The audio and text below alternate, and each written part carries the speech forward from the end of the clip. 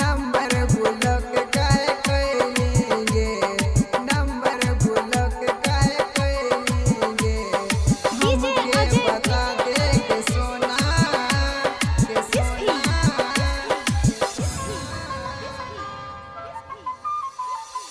हमके बता दे के सोना नंबर ब्लॉक काहे कइली नंबर ब्लॉक काहे कइली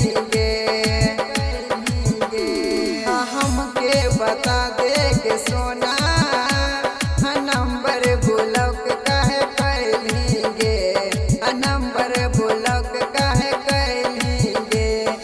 हमरा के छोरी दूसरा के ओरी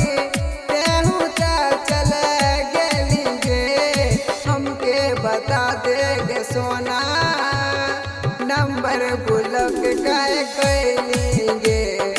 नंबर ब्लॉक काहे कइली नंबर ब्लॉक काहे कइली presented by Andaz Music number block काहे कइली मिले जे छली गे मंदिर के पीछे तो सबे भुलाइ देलही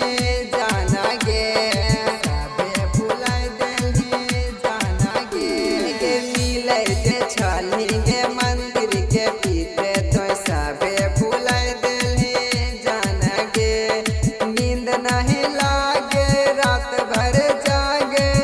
छियै रोजे हमके बता दे के सोना नंबर ब्लॉक काहे कइली नंबर ब्लॉक काहे कइली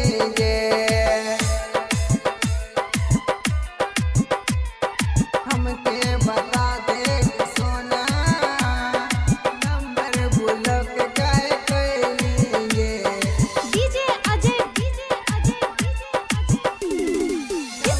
ब्लॉक काहे कइली अपना नंबर बंद कर देलही ऐसन काहे कर देली ऐसन काहे कर देली अपना नंबर बंद कर देलही ऐसन काहे कर देली दीपक दीवाना अपनों से ज्यादा तोरा माने रहोगे हमके बता दे के सोना नंबर ब्लॉक काहे कइली नंबर ब्लॉक काहे कइली गायक प्रीतम प्रेमी तो से इतने बात पूछोगे हमके बता दे के सोना नंबर ब्लॉक काहे कइली नंबर ब्लॉक काहे कइली presented by Andaz Music Jamalpur।